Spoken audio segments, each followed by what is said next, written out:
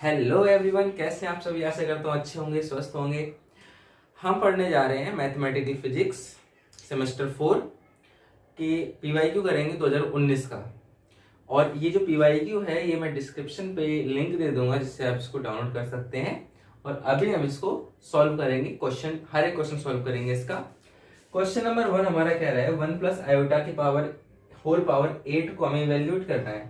तो आपको पहले ये पता होना चाहिए कि आयोटा स्क्वायर की वैल्यू -1 होती है और आयोटा की पावर 4 मतलब iota square into iota square मतलब -1 इंटू -1 मतलब +1 होती है। सिंपल सी बात है, मैंने ज्यादा एक्सप्लेन किया इसको।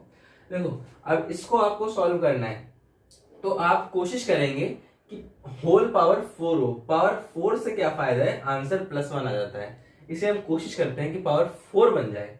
तो इसके ऊपर इसके में पावर 4 बनानी है तो हम 1 प्लस आयोटा की पावर स्क्वायर की पावर 4 कर देंगे, ये एक्सपोनेंट वाले लॉ से। ठीक है, अब ये 1 प्लस आयोटा का स्क्वायर बन गया तो इसका स्क्वायर खोलेंगे, ए स्क्वायर प्लस बी स्क्वायर मतलब आयोटा का स्क्वायर प्लस 2 इंटू ए इंटू आयोटा की होल पावर 4। 1 का स्क्वायर 1 ही होता है, आयोटा का स्क्वायर -1 होता है प्लस 2 आयोटा की पावर 4। 1 - 1 0, 2 की पावर आयोटा की पावर 4 है तो 2 की पावर 4 इंटू आयोटा की पावर 4। आयोटा की पावर 4 क्या होता है, 1 होता है तो यहाँ पे 1 हो जाएगा इंटू 2 की पावर 4, 2 दूनी 4 दूनी 8 दूनी 16, तो ये हो जाएगा 16। तो आंसर इसका हो जाएगा 16 इसका आंसर हो जाएगा। Very simple. फर्स्ट क्वेश्चन का ए पार्ट कर लिया, फर्स्ट क्वेश्चन का बी पार्ट हम करेंगे। बी पार्ट ये बोल रहा है कि z कोई हमारा कॉम्प्लेक्स नंबर है, आयोटा z को हमें आर्क्ड प्लेन पे बनाना है, प्लॉट करना है। तो प्लेन पहले मैं समझाता हूँ। प्लेन कुछ ऐसा होता है कि y एक्सिस में होता है हमारा iota imaginary part, x axis में होता है हमारा रियल पार्ट, यहाँ पे होता है -x मतलब माइनस रियल पार्ट, यहाँ पे होता है माइनस इमेजिनरी पार्ट। उसने बोला आयोटा z हमारा कोई है, इसको हमें ग्राफिकली रिप्रेजेंट करना है। तो z होता है, इसको हम क्या लिख सकते हैं, a प्लस आयोटा b लिख सकते हैं। कोई भी कॉम्प्लेक्स नंबर को हम इस तरह लिख सकते हैं। तो आयोटा z को हमें लिखना है तो आयोटा z क्या हो जाएगा, आयोटा इंटू z को हम ये लिख सकते हैं तो a plus iota b। Iota अंदर मल्टीप्लाई करेंगे तो iota a minus iota plus iota square b। Iota square क्या होता है, -1 होता है तो आयोटा a माइनस b। तो रियल पार्ट आगे लिख देंगे और इमेजिनरी पार्ट पीछे लिख देंगे। ये जो रियल पार्ट होता है ये एक्स एक्सिस पे लिखा जाता है और आयोटा के साथ जो पार्ट होता है वो वाई एक्सिस पे लिखा जाता है। ये माइनस b है तो एक्स एक्सिस मतलब माइनस पे, यहां मान लो कुछ होगा b। ठीक है, ये a है, पॉजिटिव है क्योंकि तो पॉजिटिव पे जाएगा। ये मान लो कोई a हो गया। अब इसको प्लॉट करना है तो लग होगा ऐसा कुछ होगा, ये हो गया इसका प्लॉट।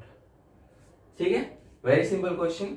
अभी हम करेंगे ये इंटीग्रेशन करते हैं, जगह चाहिए पहले मैं आपको बता देता हूं कैसे करते हैं। सबसे पहले इसके कुछ स्टेप्स होते हैं, उन स्टेप्स को हमें ध्यान रखना होगा। स्टेप कुछ ऐसे हैं कि सबसे पहले आपको पोल निकालना पड़ेगा, पोल सेपरेट करने पड़ेंगे।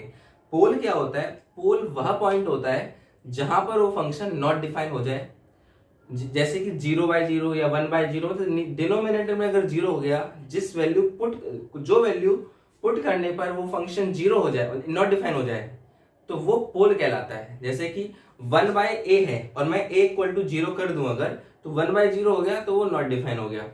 तो हमें के कुल मिला के सबसे पहले हमें पोल ढूंढने पड़ते हैं। पोल ढूंढने के बाद स्टेप 2, पोल के हिसाब से हम सेपरेट करते हैं। सेपरेट करने के बाद हम फॉर्मूला लगाते हैं कॉची का, 2πi × fa। fa क्या होता है, fa वो फंक्शन होता है जहां पर वो डिफरेंशिएशन, जहां पे उसको पुट करने पे वो वैल्यू नॉट डिफाइन हो रही हो, उसके ऊपर जो फंक्शन होता है वो होता है fa। अभी करके दिखाता हूं, बहुत अच्छे से समझ आएगा। जैसे कि ये क्वेश्चन है 4 - 3z और ये, तो इसको हमें सबसे पहले तो हमें सिंपल में लिखना होता है, मतलब a + b, मतलब ये मल्टीप्लाइड फॉर्म में है, हमें सिंपल एडिशन के फॉर्म में पहले ब्रेक करना होता है, मतलब सिंपलेस्ट फॉर्म में पार्शियल फ्रैक्शन जो हमने पढ़ा था 12th में, तो इसको हमें पार्शियल फ्रैक्शन में ब्रेक करना है। पार्शियल फ्रैक्शन में कैसे ब्रेक करते हैं वो भी सिखाऊंगा। जैसे कि 4 minus 3z upon z minus 1 z minus 2। पहले तो इसको मैं पार्शियल फ्रैक्शन में कर देता हूँ, इंटीग्रेशन तो बाद में सिखाऊंगा। पार्शियल फ्रैक्शन में कैसे चेंज करते हैं, पार्शियल फ्रैक्शन मतलब a अपॉन समथिंग, मतलब ये एक फर्स्ट वाला इनटू मतलब प्लस b अपॉन सेकंड, ये इस प्रकार से लिखते हैं हम ताकि सिंपल हो जाए, हम इजीली पोल फाइंड कर सके। नहीं तो ऊपर देखो z वगैरह आ रहा है। तो a और b की वैल्यू कैसे निकालते हैं, बहुत ही सिंपल है। देखो अगर आपको a की वैल्यू निकालनी है तो a के नीचे क्या है, z माइनस 1, z माइनस 1, तो ये +1 पुट करते ये खत्म हो जाएगा, है ना। तो a की वैल्यू निकालने के लिए हम +1 पुट करेंगे, इस साइड +1 पुट करेंगे। जैसे तो देखो इस हमें a निकालना है, a के नीचे क्या है, z माइनस 1, तो z माइनस 1 को हम हाइड कर लेंगे और +1 पुट कर देंगे z की जगह। तो z की जगह जैसे ही +1 पुट करेंगे 4 minus 3 into +1 upon 1 minus 2 equal to a। इसको 4 माइनस 3 हो गया 1 डिवाइड बाय माइनस, ये a आ गया हमारा -1। सॉल्व करके हमने a अपना -1 निकाल लिया, ठीक है। अब b निकालना है, b कैसे निकालेंगे, वही सेम है, 2 पुट करने पे नॉट डिफाइन हो रहा है, तो इसको तो इसका हमें कुछ काम नहीं, इसको हमें नहीं देखना, हमें सिर्फ इससे और इससे मतलब है। हमें z माइनस 2 निकालना है, तो z माइनस 2 का ये है ना, तो इसको हम छिपा लेंगे।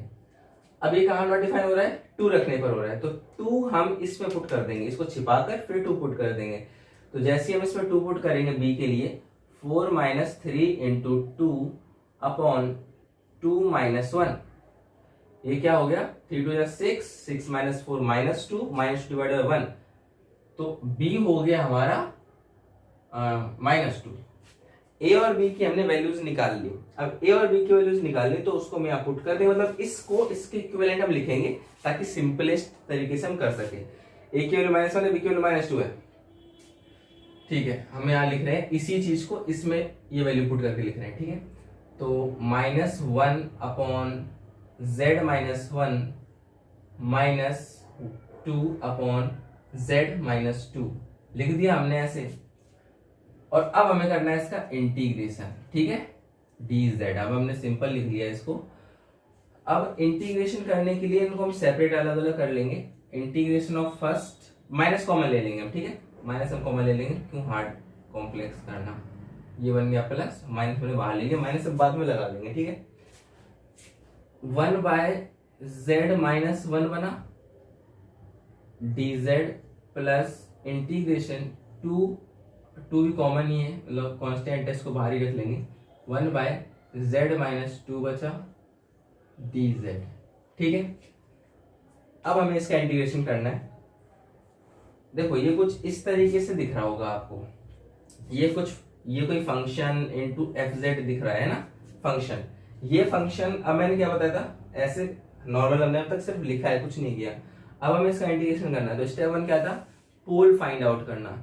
जैसे पोल हमें मिल जाए तो उसके ऊपर जो फंक्शन होता है उसको इस फॉर्मूले में fa पुट करना और आंसर आ जाएगा हमारा। तो और उससे भी पहले एक इंपॉर्टेंट बात जो मैंने नहीं बताई अभी आपको, कि इसने बोला z का सर्कल है 3/2, मतलब ये सर्कल बनेगा कॉम्प्लेक्स नंबर पे 3/2 मतलब हाफ। यहाँ 1 आएगा, यहाँ 2 आएगा, तो उसके बीच में हाफ होगा। तो ये रहा सर्कल, ये वो सर्कल है। Integration with in the circle होगा, मतलब जो भी वैल्यू होंगी with in the circle valid होंगी। हमारी 2 वैल्यूज आई, दो हमारे, देखो अब इसके पोल निकालेंगे हम, तो इसका पोल तो हमारा 1 आ गया, है ना। जैसे यहाँ पे हम 1 पुट करेंगे नॉट डिफाइन हो जाएगा, तो इसका पोल तो 1 आ गया। इसका पोल 2 है, जैसे 2 पुट करेंगे ये नॉट डिफाइन हो जाएगा, इसका पोल हो गया 2। लेकिन सर्कल हमारा 2 के अंदर मतलब पहले है, तो हम 2 को कंसिडर नहीं करेंगे। तो इस वाले पूरे पार्ट को हम सॉल्व ही नहीं करेंगे, क्योंकि ये हमारा सर्कल के अंदर है ही नहीं, क्योंकि यहाँ पे कंडीशन हमें दे रखी थी सर्कल की। तो ये तो हम करेंगे नहीं सॉल्व, हमें सिर्फ इसको सॉल्व करना है, ठीक है। तो integration of 1 upon z minus 1 dz, इसको करना है। तो इसका पोल पॉइंट क्या है, z इक्वल टू 1 पे। तो जिस पे पोल पॉइंट आ रहा हो उसको छोड़ के बाकी फंक्शन होता है ऊपर वाला सब, तो 1 फंक्शन है हमारा। यहाँ पे बस हम पुट कर देंगे F Z equal to 2 pi I into function क्या है 1 है, तो आंसर हो जाएगा 2 पाई आई। बहुत ही सिंपल है, समझ आया होगा। और भी क्वेश्चन है आगे करेंगे। नेक्स्ट क्वेश्चन करते हैं अब हम।